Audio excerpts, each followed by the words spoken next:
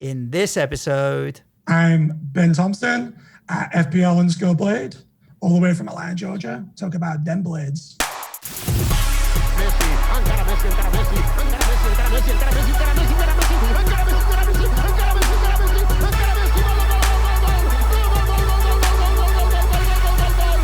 Fantasy Football Show. hello listeners and welcome to episode 24 of the Planet FPL 30 in 30. My name's Serge. My name is James. And we have another new correspondent with us today, James. One of the promoter clubs, Tommo at FPL Blade. How are you? I'm good. How are you? Yeah, not too bad at all. It's 12 years since Sheffield United were in the Premier League? 12 long years. And you're back. Welcome back. 12 long years since West Ham United illegally bought Carlos Tevez. So should we just get it out of the way now? Yeah, you can do. How I suppose we don't really care as West Ham fans, right? But it's interesting to have an understanding. How bad is the ill feeling, or is it kind of one of those things that's now forgotten that maybe Neil Warnock made more out of than he should have? I don't think it's forgotten. It still lingers a little bit. Yeah. The whole thing with Tevez and Mascherano as well. Yeah, of course. Because Tevez, to be fair, didn't that. play until really the end of the season, but that goal against Manchester United was pivotal. Exactly, 1-0 Tevez goal, right? That was what ended up exactly. Down, so. But we couldn't beat Wigan the last day of the season, so that's what ended up costing us. I believe David Unsworth scored a penalty against us. Yep. One player set us down. So, and then we played you guys in the cup a few years ago. I think we beat you guys on penalties. Yep. Celebration on our end. So. And then I think there was it 40 million we got back in the lawsuit? Yeah, I think Right, so, okay. yeah. So it's something more than nothing. I think what West Ham did was Illegal. in a similar vein to financial fair play, right?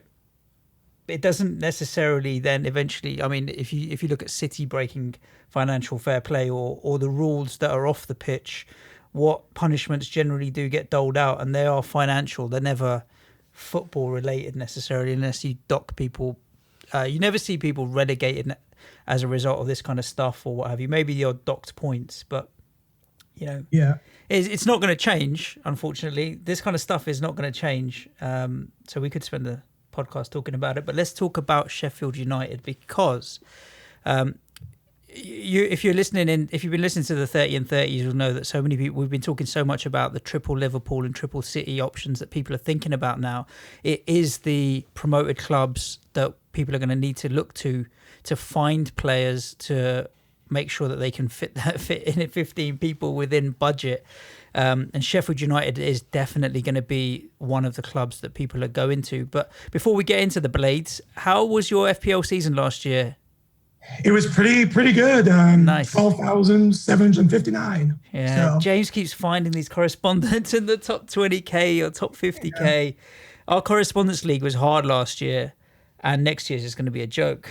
Basically, I feel like next year's going to be a joke because that 12,000 that wouldn't have even won you the correspondence league. I think Foxy would have been the highest at 4.9. No, Hopcroft, he was 3,700 overall. Yeah, Adam, who's on tomorrow's on rotation FPL Chelsea episode 29. They were both about 600 and something. I don't know which. 600 and something. I think Adam was 3,700 last year. Oh, was he? Yeah, and then you got Foxy 4,900. So you might have got fifth or sixth. You might have got the Europa League place basically in our correspondence league. It's going to be tough next season in that little mini league to have a look at. So 12,000. You must be happy with that. Best rank ever. yeah, best rank ever. I only really been playing for 2 seasons. Okay. It gets worse. Yeah. So I was 85,000 last year and then 12,000 this year. So Yeah, I've only been playing for 2 seasons. I was 750,000 last year. So I played before, but stopped and started. Didn't really get into as a lot of people do. I think one of the consequences of the amount of content out there, including Twitter and the FPL shows, people are staying interested for a lot longer, which can only be a good thing, really. Yeah, I think for me we had a really good mini league. There's about 28, 29 guys. Yeah. Between the US and England and Ireland. So there's one guy in my mini league who's got 10 top 10,000 finishes.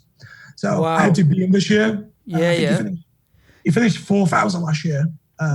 and change. So I lost last year, but this year I just pipped him by a couple points. So well done. That was nice. Yep. Tommo, listeners might not know this, but you're not in Sheffield. Where are you? I live in Atlanta, Georgia, United States of America. So how does this come about? Because you're a Sheffield lad, right? Yeah, born and raised, yeah. So how long have you been out in America for? 13 years now. Nice. Wow. So did that come about from work or just sick I of the moved here Steel when I was 18. My dad got a job over here. I came over here and went to college. Mm-hmm. And then once I graduated college, got a job, and then met my wife, who's from South Florida. So then I stayed. So I've been here ever since. Nice. How often do you get back over?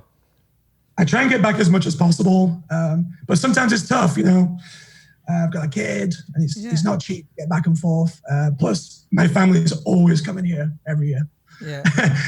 My parents live in Florida now, so they moved down to Florida. So we're always traveling down there. But I'm definitely going to try and get back at least 2 or 3 times this season. So to watch games, I'm assuming. Yeah, to watch games. Yeah. So. Yeah, I've got April ringed for Sheffield United away. Yeah. Yeah, I fancy a bit of that. You've not been to Bramall Lane, right? It's the only Premier League ground that I haven't been to. It it's needs a great to happen. Ground. I don't know why we played you in a League Cup semi-final 3-4 years ago. I don't know why I didn't go, actually. Yeah, we nearly beat you guys. Nearly beat you. Well, I'll tell you what, I fucking nearly had some diarrhea that night, mate. you was still in League One. Che Adams scored. We were comfortable. Che Adams scored twice in like 2 minutes. Yeah. And they threw everything at us. I think we I'd rather shit be ourselves. Ericsson saved us. I'd rather be going to Sheffield in April than probably December or January. Yeah. So you might get a mild enough evening Listen, we're out. Southern softies, right? Anything north of Watford Gap is cold. It's going to be a struggle. Yeah, exactly, mate. It's going to be interesting. Bramall Lane's a difficult place to go, obviously, and it's Good not. It's atmosphere. just been there for how long? So it's not like some of the clubs that have come up to the Premier League more recently have got new stadiums that they might have only been in for 5 years or 10 years or 15 years. Like Bramall Lane is Bramall Lane, so it's going to be a really intimidating place for people to go to next season. Let's talk about Sheffield United. I suppose I don't know whether to start with Sheffield United or Chris Wilder, because the two seem now like it's a team that's built in his mould, and he seems to have a lot of control with everything that's going on at the club and what have you. Yeah, Chris Wilder is Sheffield United at this point in time. He played for us. He was a ball boy, and now he's the manager, and he's Sheffield United through and through. He even has a tattoo of Sheffield United's badge on him. So I don't think he gets much more Sheffield United than that. And he's been amazing since he walked through the door. We were in League One for 6 seasons and went through many different managers. And struggled for a long time, and got picked by Sheffield Wednesday one year when Ched Evans got sent to jail. That was tough. But Chris Wilder came in. I think we lost his first 4 games in League One, and then we 100 points. So, it was a fantastic run. Great season. If you consider him as a manager, like for 4 or 5 years, I mean, people forget he took Northampton from the brink of going into the National League to like League 2 to safety into League 1, pushing towards promotion in League 1. They've fallen off a cliff since he left. And obviously he's gone there, he's got them up, stabilised, second season up. If you consider like they were in League 1, there's a few that have dipped into that level, like Wednesday, Southampton, Leeds, but they've come back quite quick. That wasn't the case for them. No. Like they hung around there for, I mean, there's no way Sheffield United should be in League 1, right? No, not in League 1. But he's found a way quickly to mould them into something. And if you looked at them from the outsider, looked at the makeup of the squad, in terms of technical qualities, no disrespect on this, Tommo, but I think you'd probably compare where we were all sitting here last year, like going, Cardiff are going to really struggle if they don't buy players. You'd look at their squad and think different. But actually, the way they're going to play, which I'm sure Tommo's going to talk about in a sec, is going to cause some teams some problems. Tell me about this setup, Tommo, and this 3-4-1-2, would you call it? I would say so, yeah. 3-4-1-2. Talk me through, because it's kind of a buzzword for people in the know. Overlapping centre backs. Yeah. What the fuck is this? Yeah. It's very unique. So the back three is John Egan in the middle. He doesn't really move. Then you've got Jack O'Connor on the left, Chris Basham on the right, and then you've got your wing backs, Ender Stevens and Baldock. So what happens is Norwood plays just in front. So when we're going down the right-hand side, Norwood will slip back into the right centre-half position. Baldock will get cut into a central midfield position, and then Basham, the right centre-back, will overlap down the wings, and vice versa on the left-hand side. So it causes a lot of problems on who's to pick up who, especially for the fullback on the other team, because he's getting dragged central with Baldock, and then Basham's coming on the outside. So it's very moving, a lot of movement. It creates a lot of space for his players. So it's very, very interesting. Is it very easy and clear to see that kind of movement on the pitch? I have to admit, obviously, I didn't see any Sheffield United last season, but it feels like as a result of all of this moving around, statistically also, is it proven that the players are covering more yards or doing more running? Because centre-backs wouldn't be doing that much overlapping running and all that. So one stat last year was Jack O'Connell averaged 11 kilometres a game, which is more than most midfielders. I think he was in the top 10 midfielders for as a midfielder for how much he runs. So and he's a centre back. And a centre back. That's two. You know what? 2 whole games of Ozil. You know that. Do you know what? I didn't prep that I was going to ask that question. The fact that you pulled out the exact number of kilometres that guy runs means we've got a blade here who knows his team. Yeah. Fascinating. Pros and cons of it. So I saw a couple of your home games towards the end, Ipswich and Forest. I think it was both 2-0, I think. Yeah. And the idea seems to me to be he's completely overload the wide areas, as you said, to give opposition fullbacks a real decision problem in terms of you've got, if you take sort of the left-hand side with Stevens pushing right on up into your face and the centre back coming in behind, and then that movement of, it's almost like a triangle rotational movement, isn't it? Yeah. And fascinating the way they work. But one of the things that I've not seen analysed, or I've not seen anybody really expose, because your defensive record is quite good in comparison quite good, very good to the other two that have come up. You would think that they leave themselves open a bit, and this is probably the biggest challenge next year, is how do you combat the fact that you're going to have to, because you overload going forward in wide areas, how do you combat the more problem players who are going to sit in central sort of number 10 areas that will hurt you defensively? Yeah, that's my biggest issue, is obviously in behind those right and left centre backs as well, with people like Salah and Mane and Sterling with those pace. So it's going to be interesting. Obviously, Norwood would hang back. I think Fleck is a more restricted role this year. He could even play a little bit higher up. And I think we're in the market for another central midfielder, a big ball-winning central midfielder to also combat that and slide back into those right and centre back roles. So I think he'll be a little bit more defensive. But Chris Wilder, he attacks. He goes for the win. He doesn't sit back, so don't be surprised. But yeah, we kept playing 21 clean sheets last year. We'll talk about those in a sec, because I know Canal, our stat, pulled up some interesting stats on the defence of United. Would you say that this overlapping centre-backs, you just said that Chris Wilder likes to attack. Is it more of a counter-attacking strategy, or is it just an attacking strategy? No, we're on the front press a lot. We have a lot of ball and a lot of possession. Yeah, so I was going to ask you, what's the possession numbers like? Because that's something that you have to assume you're going to struggle with in the Premier League in the first season, whereas in the Championship, you can play that way if you've got 60% or 70% possession. When you've got only 20% of the ball, it doesn't matter how much your centre-backs are overlapping, you're just not going to get the chance to play that way. So that you'd think that there's going to have to be some sort of adaptation. It's going to be interesting, how that's going to work.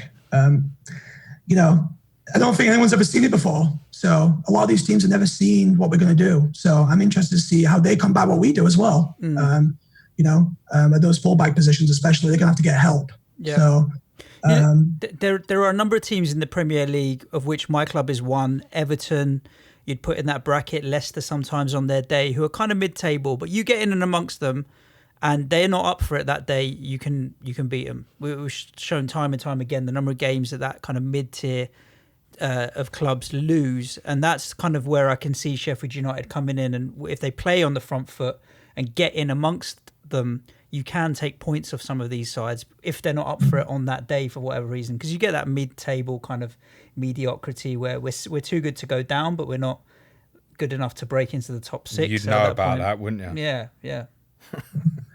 Yeah. One of the big things is you've got to get 3 points.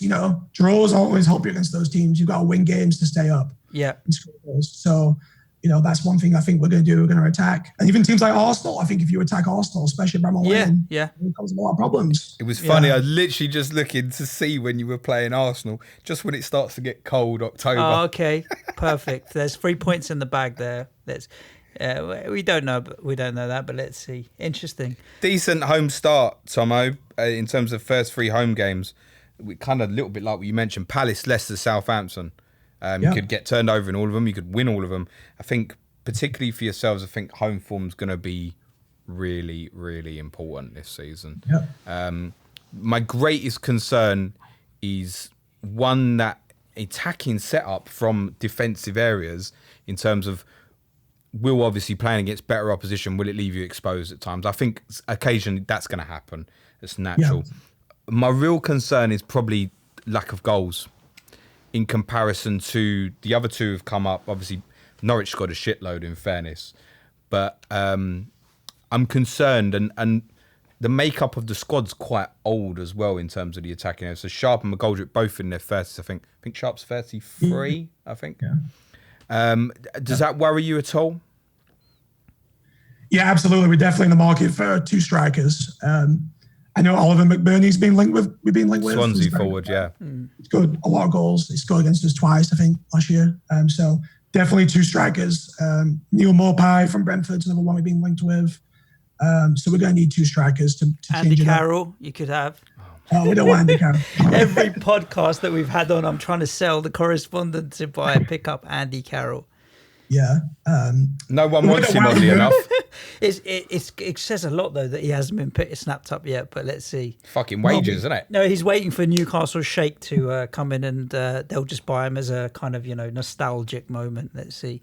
So it's interesting. You are looking kind of towards the Championship clubs and as your shopping market, really, supermarket of where you're going to try and find players, which I don't think is a bad thing.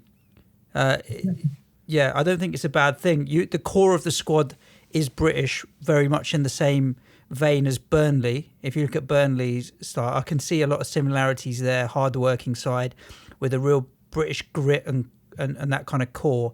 And I think it could be a mistake to go and try and buy, nothing against foreigners, but it could disrupt the balance of the squad or the dressing room. And so I think it's the right thing to do to be looking to that kind of market for home British grown talent to not disrupt the balance of the squad too much.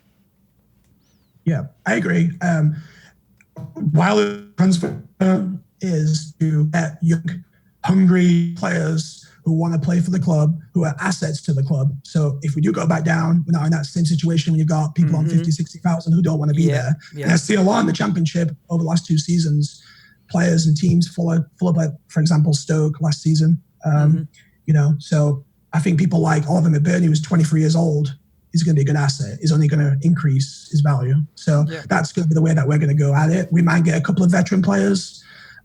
I saw someone was saying Okazaki we were linked with from Leicester, who got released. So that could be somebody interesting to mix in the forward line. But yeah, we're going to be looking at young Championship players, and there's a lot of good players in the Championship. Or loans from big Premier League clubs. Talk to me about the keeper, mate. What's going on now? Yeah, so obviously the penalty save the other day didn't help our cause. But I read today that he's going to sign a new contract at Manchester United and then come back to his own loan. Right, okay. Good stuff. We should point out before we find out he signed for someone else. Yeah, that true. We are, as per usual, recording a few days in advance here. Of going out. It's just one of those at the moment. I think United are wise to get him on an extension on his contract because you never know when David De Gea will or won't leave. He always seems to be only one transfer window away from going to Real Madrid, and the thing is that there are plenty of Premier League clubs that would happily pick up a decent goalkeeper or in the market for a decent goalkeeper. I think Palace could do with a decent goalkeeper. Bournemouth could do with a decent goalkeeper. So for you guys to secure him back on loan is a good bit of business before one of the other Premier League clubs who need a keeper come in and try and prize him away, you know? He's absolutely a consideration for FPL teams next year if he goes back there. Agreed. Definitely. Agreed. He is a very, very good young goalkeeper. I think if he goes there and plays there for the season, there's every chance he'll be in the full squad for the Euros next summer. He might even be second choice by that stage. Really do think he's a talent. He'll make plenty of saves. No disrespect, mate, but he will do. You've seen the impact that Etheridge made last year. Yeah. I actually see a different comparison because Etheridge got a lot of his points from penalty saves. Cardiff, I don't even know how many clean sheets they kept last season, but it was like maybe 6, 7. But I see similarities with potentially Fabianski at West Ham, who was 4.5. We only kept 13 clean sheets last season, which again is rubbish. But Fabianski, No, that's all right. I don't think you kept that many. No? Nah. I thought it was 13. Nah. Yeah, 13's pretty good. I'm going to say 13's all right for a mid-table team. Yeah, mate. maybe I'm wrong then. But Fabianski, whatever we did, we didn't keep a lot of clean sheets, right? We were in the lower half. But Fabianski was week in, week out, picking up bonus points and save points, but not necessarily the penalty saves. See, Etheridge's number last season was inflated as a result of penalty saves, whereas Fabianski was less so. So I think I can see that. And if he's 4.5, definitely a consideration. Yeah, for sure. He's very, he makes a lot of good saves in very crucial parts of the game, which is impressive. He did have a couple of young moments last season against Aston Villa in the second game. He was at fault for 2 or 3 of the goals back from where we're 3-0 up. And against Leeds at home, he also tried to come back and check and lost the ball and give a goal away. So he is prone to that as a young goalkeeper. But overall, he was fantastic. He's got a lot of attitude. He's quite funny. So I don't know if you saw a lot of the celebrations, Sheffield United going up, but it was one mad party. Well, I fucking saw all of it because I follow you, didn't I? So it was in your face quite a lot. No, fair game. There you go. West Ham 7 clean sheets last year. So there you go. Cardiff 10. Wow, interesting. But like I said, Etheridge's number was a bit inflated with his penalty saves, whereas Fabianski less so. But I think, like you're saying, that he's going to make mistakes. Anyone who's buying a 4.5, I mean, dare I say it 4, but let's be honest, 4.5 million keeper from a newly promoted club is going to accept that there's going to be a couple of games that are going to be 4-0 or 5-0 against the likes of City or Liverpool. There will be over the course of the season. You don't mind that from your keeper if overall, 150 points you get out of your keeper, 140 points, you'd be happy with that. Yeah. I think we rotate with Newcastle. That's correct, yeah. So that's one thing. Maybe a rotation between the goalkeepers, or maybe Ender Stevens and Yedlin or somebody. Well, I was thinking more defensively, if there's something in there. I mean, if you got one of your 4.5 guys, if Fabian Schär was dropped to 4.5, for example, that sort of thing. Or Matt Ritchie, Well, if Matt Ritchie does, of course, I don't think he will. The problem with the keeper, Tommo, is that Dubravka was 5 last year. I don't know if he'll drop down. And 5 is just the worst price for a goalkeeper to be. It's annoying. Yeah, I do 4.5 and 4 million on my goalkeeper. Just stick him plug and go. So Fabianski last year for me for most of the season. Do you think, Tommo, the back line, excluding the keeper, do you think they'll all be 4.5 or is the man that is very much in the know this year's Barry Douglas, Ender Stevens, is he going to be 5? I suspect he will be. I think you might be right, but if he's 4.5, I think he's in a lot of teams straight away. Yeah, he'll be in mine. So... so we'll see. If it's, and like I said, it's going to be that, I call it stars and scrubs, is what they call it in the US, between Liverpool and Man City. Everyone's going to have 4 to 6 players. You're going to have to plug in people from Sheffield United and Norwich and the lower teams to make that work. So maybe, if it's Jack O'Connell's very interesting. He's a very, very good player. See him in the England team the next few seasons. If we go down, I could see him getting a big move. He's a very, very, very good player. And he's the left-sided, so he backs up Stevens, is that right? Yes. He got 3 goals and 4 assists last season. And Basham supports to the right-hand side. His numbers are better. in terms of attacking contributions, I think. Yes, I think he got 4 goals and 2 assists last season. Basham. Basham is like a dinosaur on roller skates. That's how he plays. He runs. You don't know what he's going to do, but somehow he gets past a lot of players. Very Paolo One-Chop-esque, the way that he runs. But, Basham came from us from Blackpool 4 or 5 seasons ago. I didn't think he was good for League One. I didn't think he was good enough for Championship, but he's proven me wrong again and again.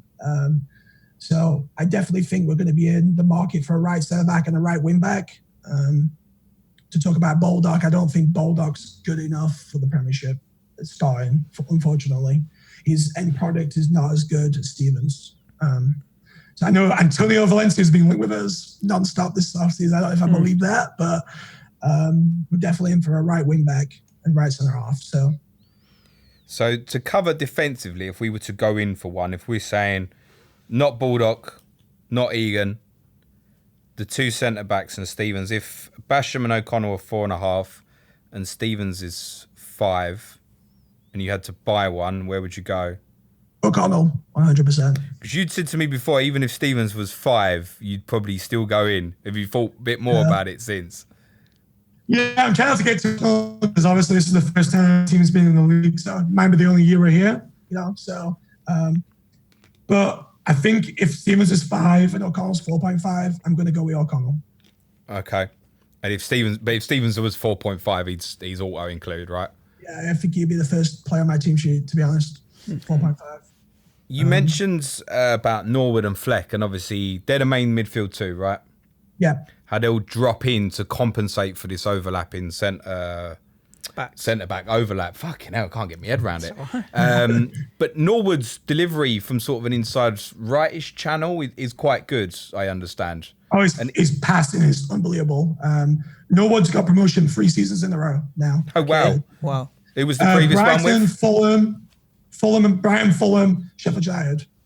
Okay, fair play. So, and he's not played in the Premiership game yet. I was going to say, is that a concern?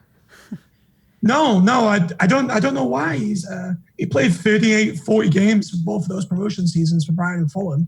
So he was vital part. His passing is unbelievable. His set play deliveries from the outside is fantastic. He's basically the quarterback of our team in that holding role. He drops deep in that right centre back, picks the passes. For pass, he's not afraid to try passes and try and get people through. So he's one to watch. He's just, like I said, he's very deep. So it takes a wonder pass for him to get assists. Maybe he gets a few from set plays, but Fleck would be the one that I would lean to more. He's more the central midfielder who gets forward. I could see Fleck playing in the 10 a lot in a more defensive lineup if we get another central midfielder.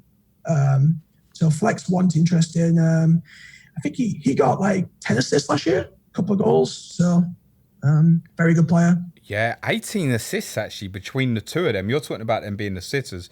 10 for Fleck, 8 for Norwood. Yep. How many did Sheffield United score in total last year? 60, 70 goals? Oh, now you're testing me. Say it's because the other boys were up in the 90s in terms of Norwich and what have you. Even if it was 70, that's 1 in 3 goals. We scored a lot of goals last season, more than what you think. I think it's hidden a little bit by the fact that Norwich scored a shitload of goals. Yeah. But even 70 would be 1 in 3 goals is coming from one of those two. Well, they're obviously going to have a decrease in goals scored in the Premier League season. for sure. But it's should just the involvement, isn't it, as a percentage? Should we look at these two, Tommo, if they come in at 4.5? Can they be sitters in our FPL squads? Yeah, I think they'd be good alternate midfielder. I would go Fleck over Norwood slightly. He gets a bit more advanced, a bit more forward, good on the ball. I'm not too sold on the midfielders, but you're going to have a 4.5 midfielder, I would presume, right? A lot of teams this year. If you're going to have your Manes and Salahs and Sterling. Who's the key set piece taker then, would you say, for Norwood? Norwood. Yeah. He's not so good at shooting, but he's very good at crossing, which is really weird. So I don't understand why that is. Yeah. So is he on pens as well for you guys? Got to be Billy Sharp. I would have thought, yeah. If he's when Sharp's on the pitch, Norwood McGoldrick took some penalties, but McGoldrick missed a penalty against Wednesday when we drew 0-0. Right. So he got yanked. And then Norwood took a penalty later in the season when Shaw was on the pitch. Right. But more of a backup. Yeah, more of a backup. So if we assume right now that you were stuck with the same squad, which we obviously don't think you will be, but if it was sort of Sharp and McGoldrick up front, who would fill in that slot behind, in between the midfield and the front two? So right now it's Mark Duffing. And Duffy's 33 years old. And even last season, he struggled to play twice in a week or more than 70 minutes. So we actually got Kieran Dowell on loan last season from Everton, who played a lot in that role in the second half of the season. He was a very good player. He's in the England under-21 team. So we have been linked about possibly buying him. But going back to the loans, you can only have 2 loans from lower Premiership clubs. So we've already got Henderson. Let's say if that does go through. So we've got to be very picky on what that second loan is going to be from a Premiership club. We like people like Harry Wilson and people that are available potentially. Mount. I don't know if that's someone we could. Yeah, I just thinking about Dow and how we all. I saw him quite a bit. I probably saw more of him actually because he was at Forest the previous season, wasn't he? Yeah. I probably saw more of him then, and he struck out as a talent. He's going to struggle to get in that Everton side with sort of the likes of Sigurdsson, Bernard, etc., and even still like Lukeman there and that. He's going to struggle to get in. I think that's a potential viable asset there, but the problem is a club like Everton doesn't necessarily want to sell, because if he goes there on loan for a year and performs really well, he either goes back and walks back into their team, or he costs a shitload more money. Yeah. He's a very talented player. He is in England under 21 Euro squad. He's a good player. He's 21 and he's got 1 year left on his contract. So is that right? Yeah. So Everton might be forced into a sell then. Might be forced because he's not going to get games at Everton. Let's be honest. He's not going to get the squad.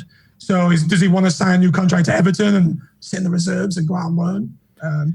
If United come in with 3, 4, 5 million bid for him, it could potentially be. Everyone's always available at a price. I think the other factor is are Everton struggling with homegrown players in their squad, at which point they might need to change their mindset on it. But I wouldn't have thought so. I've just let Kenny go on loan to Schalke. I've got like Tom Davis and that, so it wouldn't be a problem.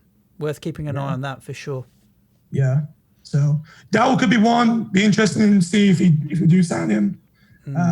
I want to go near Duffy. I don't think he's going to play as many games. You definitely already put us off, mate. Honestly, definitely. Yeah. He's 33 years old, so. How do you think that the front two will be priced up? My suspicion is that on reputation, Sharp will be overpriced. Yeah, agreed. But McGoldrick might be under. 5.5 for McGoldrick is my prediction, and I think he's definitely one on my radar for my third striker. He struggled a lot in the past being fit, but last season he was the fittest player on our team. He played every minute down to the wire, chasing people down. He's playing very well for Ireland at the moment as well, starting for them. So he's one guy. He drops deep, gets a lot of assists. He got 15 goals last year. So he's very, very talented footballer. He was playing at Ipswich before he had a lot of injuries and issues. He was driving back and forth from Nottingham a lot. So I think he was getting a lot of different muscle injuries. So, but for us, he played very well last year. He was fit the whole season. 43 games, I think he played, or 45 games, a lot of games. So our team is very good with fitness and touch wood injuries. They're doing a fantastic job of the backroom staff on that. So hopefully that continues forward. 15, and talk about Sharp. 15 goals for McGoldrick last year. 23 though for Billy Sharp. 23. The guy scores goals. He's scored more goals in the 21st century than any other player in top 4 leagues. 238 goals in 547 games. I think I saw a stat. He's the top goal scorer in the Football League this century. Yeah, that's correct. 21st Is that right? century. Oh, fucking hell. Yeah. Ricky Lambert exactly what Tommo I didn't even said. have that written down. I was already thinking about saying it. I think it was Ricky Lambert. Had it before. But I got that, hadn't I? There's no fucking delay. I just missed it. Oh, dear. Man, child, edit that shit. Sorry, Tommo, carry on.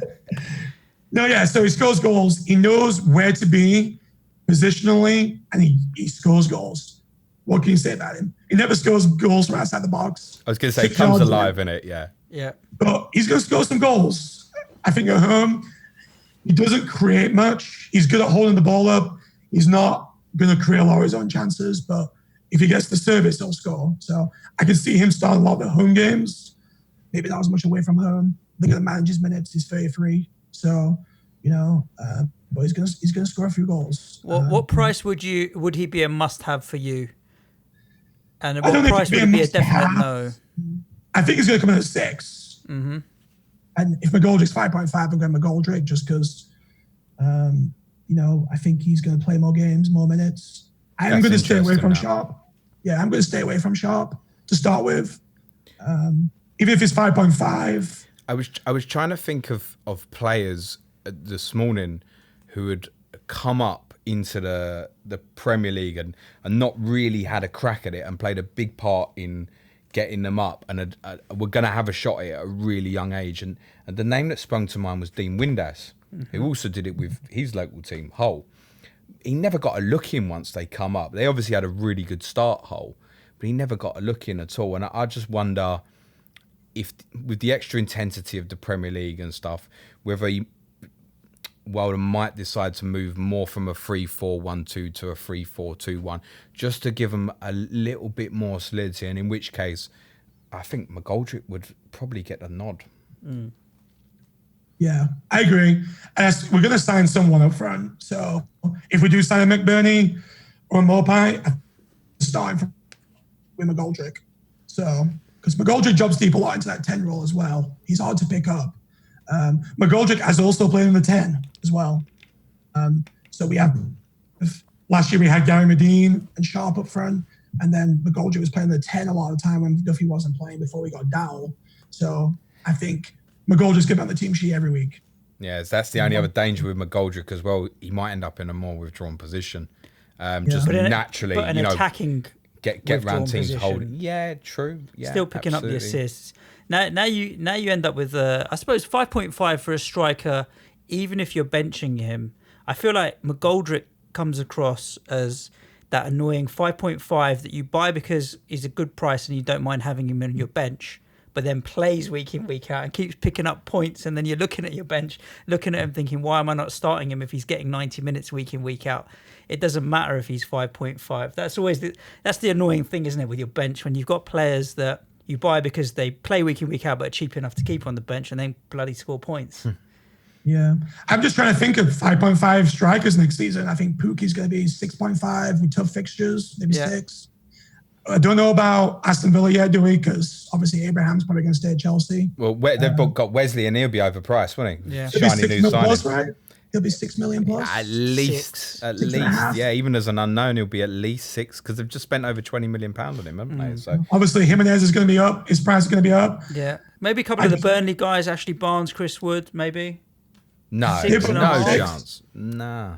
No. 6.5 for those two. So we're talking 5.5, aren't we? Yeah. No, they'll be in excess of 6. That 5.5 is a range where you kind of get players drop into who have had really bad seasons. I'm thinking people like Iheanacho, Lecadia at Brighton. Those sort of players are going to fall into Sanchez. Mesut Ozil. They're the sort of players who are going to fall into that value, aren't they? I mean, look, even Llorente wasn't 5.5 last year, right? Yeah. It was 5. Yeah.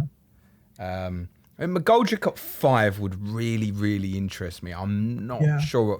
I feel at 5.5, I'd rather probably make the cut somewhere else and push a bit more value into that front line. That's how I feel. But if he's 5, I'd be very, very tempted. Yeah. At 5, you feel less like the need to play him as well. 5 million generally is like a bench player, which will be interesting. Yeah, so we actually scored 93 goals last year. 93. Okay, so 1 in 4. The is that all competitions? No, in the league. In the league. No. Wow. Really? Yeah, I'm checking again. Why did I say that? Conceded 40 something, why did I say really like a 5-year-old girl? That means a plus 50 odd goal difference. It's pretty decent going. It's not bad at all. Check. Yeah, do check. I think that's high. What we have worked Norwich were at 94. What we have worked out while Tom is talking about this. There's actually 6 or 7 here, isn't there? Yeah, there are. Everything, as we've said in all the pods, is price dependent. But Sheffield United, there's quite a few options there. And I thought originally that we were going to go into this pod and it was going to be literally probably Henderson and Stevens, and they were the only real considerations. But actually, Stevens has dropped down the list, even in defenders that you could potentially look at there. If he's 4.5, Stevens is the best choice. Of course, no doubt about it. I think we're making a safe assumption. It's I just not think it will be the same case you got with Barry Douglas last year pre-season, and it could be someone else that emerged like Doherty has did at Wolves, right? No one saw that coming until sort of a couple of games in. Oh, what's going on here with this fella? It could be that Sheffield United might go and buy someone who's stronger to play right wing back, who might emerge as a 4.5. Yeah, it won't be Antonio Valencia. I can tell you that. It won't be Antonio Valencia. He'd come in at 5 anyway, even joining then. Yeah, like that would happen. Mm. You got the answer, Tommo? Sorry? You got the answer? Can't hear you. Sorry, goals scored last season. I'm trying to look, but... okay, we'll figure it out. I'm really fascinated, Tommo, as well, on your... 78 goals. 93 in all competitions, yeah. Correct. 78 in the league. 41 conceded. So that defensive record's the one that stands out particularly. But whilst we've got you, Tommo, what are your thoughts on the other two promoted clubs? Because you'll have seen them more recently and more often than a lot of our listeners who don't keep tabs on the Championship as much. Yeah, Norwich were fantastic last year, I would say. Sheffield United and Norwich were the most consistently good teams last season. Leeds in spells last year, I know they're not coming out, were fantastic, but they weren't as consistent. We played Aston Villa twice. We battered them twice. So, but that was different. You know, we beat them 4-1 at home. We drew 3-3 in the second game. But 3-0 up late on. I watched that game, We're 3-0 with like 5 minutes left and just fell apart. Billy Sharp took him off, got hat-trick and drew 3-0. And Henderson had a couple of iffy moments in that game. Norwich, a very good team, score a lot of goals. Score a lot of goals in the last few minutes too. Last season, I feel like following along with them, they were scoring goals in stoppage time every week. So I don't know. I think it's a good batch of teams. There's not a Wolves in this group, but there's not a Huddersfield. I don't think either. I think there's going to be 3 teams who could all stay up. Villa's going to spend the money. Norwich, I've got a good team as is. We have a good formation, tactics, and we buy players to plug in. And your manager makes a big difference. Big difference. You know, and there's not many. How many managers are there now that support the club, play for the club, and manage in the club in the Premiership? There isn't many. I can't really think of many. If Gareth Southgate gets caught out tomorrow with a sting by the Sun, is he a candidate for the job? Oh, he fucking didn't like that. YouTubers, clock in. every time a job comes open, first name on is Chris Wilder. You know, every single time. So we kind of have a little running joke between Sheffield United fans. You know, with Chris Wilder.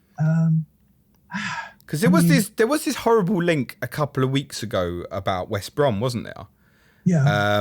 Which I understand is linked a little bit to a dispute over the ownership at the moment. Is that sorted now, or is it still going on? No, it's in court right now to decide who's going to be the ownership. I think it ends on June 25th, so 5 more days. And it's between McCabe, who's Sheffield United fan, been there a while, and Prince from Saudi Arabia. Can't remember his name. Abdullah. Abdullah. So basically, the rumor is that McCabe has American investors lined up to buy the club as soon as this goes through. That's the rumor. He wants to get rid of the club. He wants control and sell the club. Yeah, because he's like 75. I think he's ready to move on. But Abdullah, there's a lot of stuff in the background that we're linked to. Apparently, we got a £3 million loan from the Bin Laden family or something through that. Okay, cool. So United fans want McCabe to get control and then sell it. That's what I feel like the FBI definitely were not looking into that transaction. It kind of puts everyone else's human rights records to some kind of context. But from what I was hearing, that Abdullah needs to buy more of the club or the training ground or what have you. So is it a dispute into McCabe saying, sell me the club, and Prince Abdullah saying no? That's pretty much what it is. For £1, half the club. Right. But he didn't put the investment in that he was supposed to. Right. Apparently, we came close to going bankrupt at one point, like 2 seasons ago, because he didn't put the money in time for the wages and stuff. Yeah. So we've had this, shoestring budget. We sold Brooks last year for 10 to 15 million. 10 million, wasn't it? That's so random. They sold Brooks and Norwich sold Maddison. Yeah. Yeah, Brooks was fantastic for us. He got sick for a long time the season before. The glandular fever, yeah. Yeah. But the talent was there, you could see. And, but he funded us. We bought Egan with that. We used that money to invest in loans. We got Scott Hogan and Medine. So in the end, it worked. We got promoted. So, and fair play to Brooks. He's playing every week for Bournemouth. I just feel like Brooks, he looks like he's 12 now. So he must have looked like he was 9 when he was playing for you lot. Yeah, when we played Sheffield Wednesday 2 seasons ago. I told you about this game before, and I said he never scored when you won 4-2. He didn't score. I'm sure he didn't score. He was unbelievable. Some he talent. nutmegged their fullback, Jack Hunt, and it's like there's a lot of memes about that. So and Jeff, when the FPL prices come out, I think he's going to be one of the first names I look for. I mean that. Brooks. Yeah. Yeah, I mean if he's copy pasted last year at 5 million. Having him, I think it's going to be 6, don't you? I mean, I'm hoping 5.5. We're in denial here, Tommo. We're all just sitting. I listened to the Bournemouth one, and I heard you guys saying 5.5. I think he goes in a lot of teams, especially with the first 2 fixtures. Obviously, he's going to score against us. That's a given. I'm hoping that they're trying to get the draw to make sure people don't go for Fraser again and Brooks be 5.5. That's what I'm kind of hoping. Yeah, I can't see Fraser starting at Bournemouth there next season at the moment. I think the pressure on, I feel like Arsenal are probably going to stumble through the transfer window for another 2 or 3 weeks, not pick up anyone, and then end up panic buying Fraser for like 45 million or something like that. No, I don't say. I think he'll still be there. I don't know why we're talking about Bournemouth. We're talking about David Brooks, the 12-year-old. Tommo, before you go, realistic thoughts on where you'll finish next season. Okay, I'm going to put myself out there. I'm going to say we're going to finish 14th. Okay. I'll put my on it. I think we're going to finish 14th. Depending on if we get that striker we're talking about, that's the biggest key because you've got to score goals to stay up. I think defensively we're the best of the 3 teams by quite a margin coming up. I think that's agreeable. On the Stat podcast, I think they said we're predicted for 10 clean sheets. I think I remember right. So that's 30 points, right? Well, it will take 25. Cardiff had the same. Yeah. We just pointed that out, didn't we? So it's got to be goals at the other end. You've got to find that balance between not being Cardiff and not scoring goals or like Huddersfield and not being like Fulham who just can't fucking stop them going in and have to score 3 times every week to try and win a game. I think there's the recurring theme we keep saying, Suj, about these 3 promoted clubs. It's really difficult to gauge. I think. Yeah, it is. It's close. I think this Premier League season is going to be one of the toughest. At the bottom end of the table and at the top end of the table, it's going to be one of the toughest. Yeah. Luckily, I watched a lot of games last year in Premiership because over in the US, we get every game. Yeah, exactly. I was going to say you have that advantage and we don't have to cough like $50 quid a month for Sky. So, you wake up 7:30 is the first game here, 10 and 12. So I watch at least 5 or 6 games a week and the eye test. That really, really helped me fantasy football last year is watching so many games. And I think there's a lot of teams that could go down next year. There's a lot of variables, from 10th downwards for a lot of those teams. So we'll see. What happens. But, the transfer window is going to be a big part, right? So it's kind of quiet at the moment, but hopefully it'll work out. Wish you well, mate. Yeah. But I'll take a 4 from Bomber right now. Yeah, no, of course you will. Of course you would, mate. Yeah. Of course, yeah. So, but you build your team up, and if you go down, you get ready to come right back up. Sometimes you have to do that. Come up the second time, be more established. But if we go down, I think Wilder might get the opportunity at a bigger club. Maybe someone like Everton or someone. I mean, depends. You don't know, right? I mean, look at you mentioned Burnley as a model, didn't you? Yeah. We obviously with Sean Dyche, he brought them up, went down, stayed, got them straight back up. Now they're probably one more season away, Burnley, from being really stable. Yeah, very much stable. So. But the thing with that is that the way that the club is set up and the way the team play is so intertwined with Sean Dyche. When a new manager eventually comes in there, if he tries to make a lot of changes, it can very quickly fall apart. And it's the same with Sheffield United. The way you play and everything's so entwined with the manager, you need to keep him. If Dyche got poached in September or October, I think Burnley would go down. Yeah, I agree. I think if the same happened with Wilder, I think you'd be in massive trouble. Oh, absolutely. I just think Burnley have got goals in them, though. Their strikers are decent. Barnes and Wood have got goals in them. Attacking midfield talent they do have there in kind of Westwood and Dwight, what's his name? McNeil. That's your guy. Yeah, he came on good last season as a cheap option. So they've got goals in them, Burnley, in my opinion. That podcast is still to come. Yeah, true. So goalkeepers are very important too. Having a good goalkeeper makes it. Look at Heenan when Heenan came back in for them. Exactly. Big Chalk and cheese. Straight up, it's huge. So Henderson for us. If we don't get Henderson, I'm very worried because that's a key signing for us to keep that defense together. Right? Yeah. So, but yeah, goalkeepers are underrated. So. Thank you, mate. Very best of luck, mate. I hope to see you in the Steel City in April. Yep. Try and get back for that one. Yeah, get back for whenever you do. Obviously, we'll know about it on our. If it gets moved to a Monday night, I'm going to bottle it. This podcast is going to get a lot of listens because, like I said, everybody watches City and Liverpool week in, week out. Some of the newer clubs people don't have as much information on. And based on this show alone, you've got a lot of knowledge about your club and your team. So I'm really looking forward to the kind of articles throughout the season. And if they start well, that people are going to be jumping all over it and asking you questions on Twitter about each and every asset that there are there. So I'm sure. I hope, Tommo, that come October, people are still asking you questions.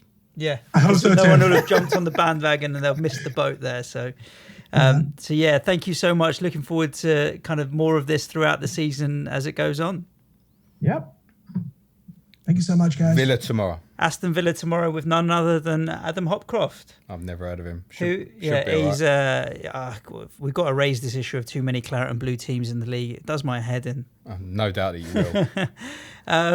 will. We'll tune in for that. Adam Hopcroft, who obviously has been on quite a few podcasts, making his Planet FPL debut for everything to do with Villa, which will also be interesting because they're making moves in the transfer market and had a lot of loan signings last year that we need to figure out what's happening by hook or crook. But they had an interesting season once the managerial change kicked in. So looking forward to that. Do stay tuned. Do hit subscribe and notifications and whatever else you do on the various apps. But other than that, James, anything else to add? No, thanks, Tommo. Cue music, Manchild. Ciao for now.